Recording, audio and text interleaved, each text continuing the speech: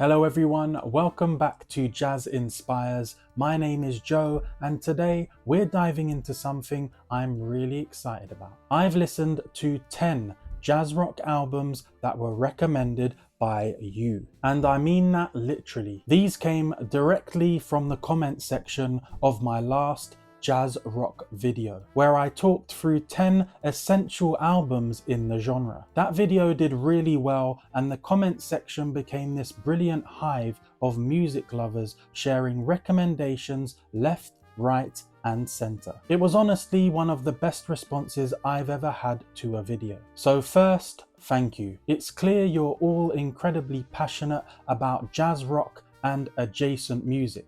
And it's amazing to see that kind of enthusiasm here. Now before we start, a couple of quick notes. This isn't a ranked list. These are 10 albums in no particular order, chosen simply because they kept coming up again and again from viewers. Also, there were many more albums mentioned that I could possibly cover here. So don't panic if your suggestion isn't featured. I already have a note going with loads of other albums for a possible part 2. Also, I should say Herbie Hancock's Headhunters and Miles Davis's Bitches Brew aren't here today, purely because they're so gigantic they kind of live in their own world. We all know them, they're pillars. They're practically a music genre unto themselves at this point. This video is about other fascinating corners of jazz rock that you pointed me towards. Right, with that said, let's get into the first album. The first record I want to talk about is Billy Cobham's Spectrum. And to be totally transparent,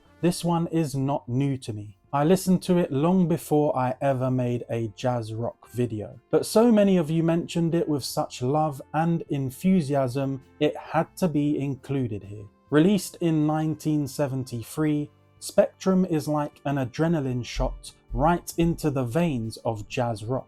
Cobham, fresh from his time with the Mahavishnu Orchestra, is just on fire here. The drumming is explosive, but never feels like showing off just for the sake of it. There's groove, there's colour, there's drive. Tommy Bolin's guitar work adds this wild rock energy, and Jan Hammer on keys brings that signature fusion brightness. My favourite track is Taurian Matador. It captures everything I love about Cobham's approach. Rhythmic daring, melodic movement, and this unstoppable sense of momentum. It's one of those albums that still hits like it's brand new. Next up is another one that wasn't entirely new to me, but quite a few of you suggested it, Stanley Clarke's School Days. And honestly, what a reminder of just how incredible Clarke is. Released in 1976, this album is a masterclass in bass forward fusion. Clarke plays upright,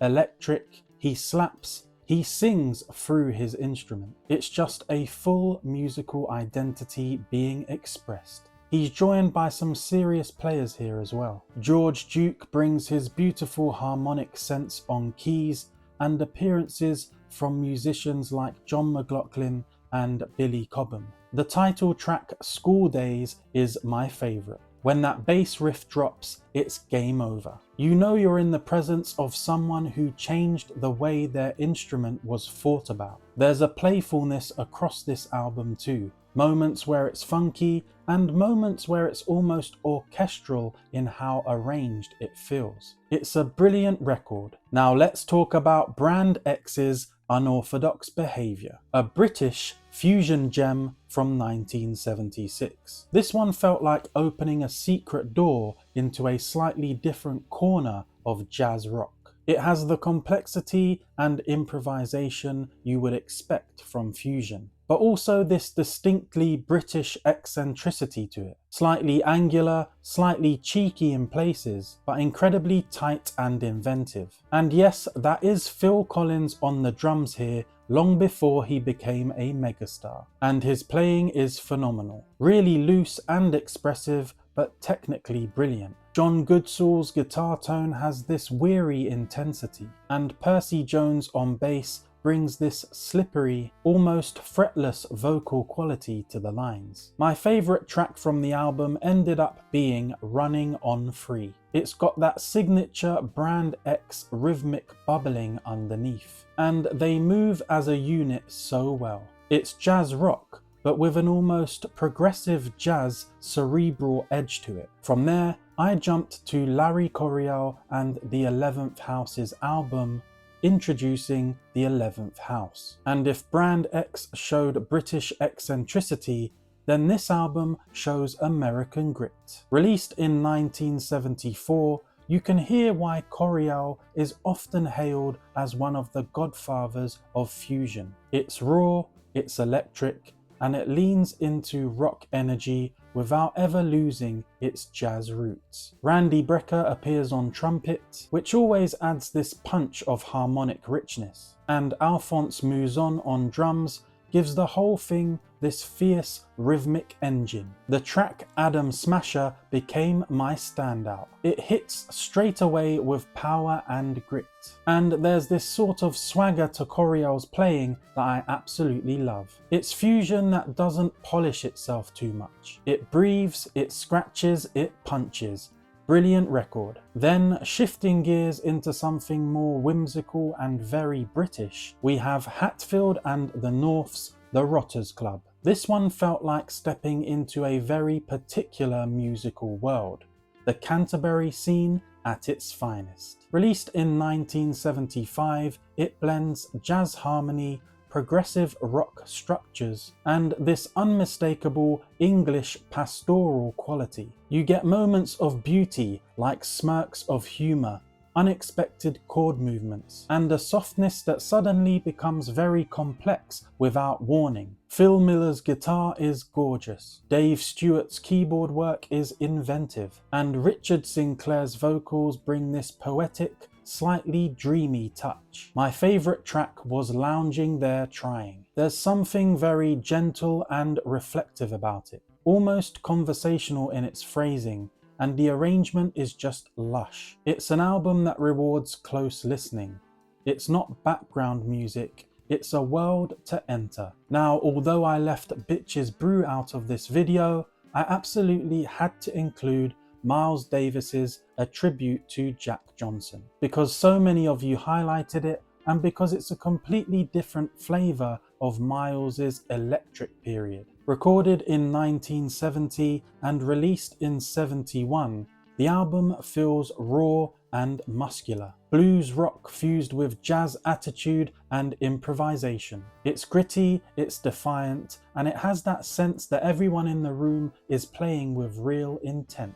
John McLaughlin's guitar is razor sharp here, almost like a blues player who has ingested Coltrane. You've got drummers like Billy Cobham and Jack DeJohnette across different sessions, and Michael Henderson laying down those heavy, hypnotic bass grooves. There are only 2 tracks, Right Off and Yesternow, so it's impossible to choose just one. This album feels like Miles trying to punch a hole through genre.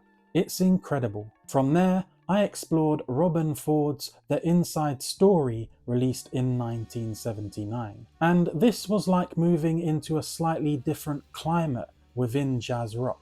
There's fusion here, yes, but it's smoother, more patient, and deeply influenced by blues phrasing. Robben Ford's guitar tone is just stunning, warm, expressive, and lyrical. And the lineup, with Russell Ferrante on keys, Jimmy Haslip on bass, and Ricky Lawson on drums. Well, you can hear the DNA of what became the Yellow Jackets. My favourite track is Magic Sam. It just has this beautiful groove, and Ford's playing is so tasteful. He never plays too much. Every line is placed like he's sculpting melody. It's fusion with soul. Now we move into slightly more controversial category territory with King Crimson's Red. Yes, it's widely considered progressive rock, but enough of you recommended it that I thought, alright, let's treat this as a jazz rock cousin. And honestly, while listening, you can hear the jazz undertones in Bill Bruford's drumming, and the improvisational philosophy in how they build tension. Released in 1974, Red is intense, heavy, dark in places, but full of brilliant musicianship. Robert Fripp is razor sharp on guitar, John Wetton's bass tone is thick and aggressive, and Bruford's playing is always this wonderful blend of precision and odd angle accents. One More Red Nightmare is the track I kept returning to. That groove just grabs you. It doesn't swing in the traditional sense, but it moves in its own compelling way. It felt right to include it as part of this jazz rock conversation. Next is Blood, Sweat and Tears' album,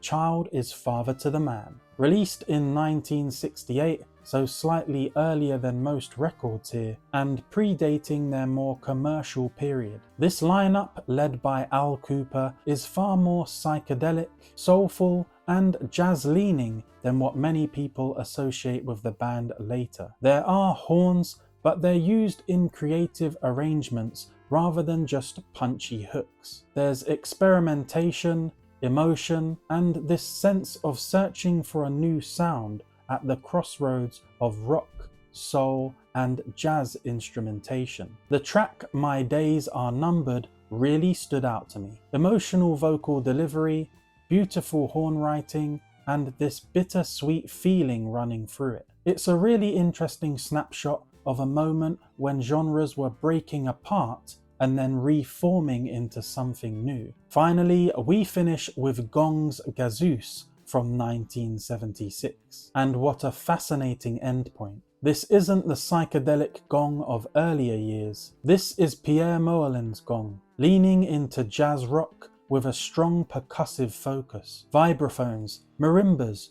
tuned percussion. It's a sound you don't hear everywhere. And then, of course, Alan Holdsworth shows up with that liquid electric guitar sound that sounds as if it's gliding through harmonic space. Night Illusion was my favourite track.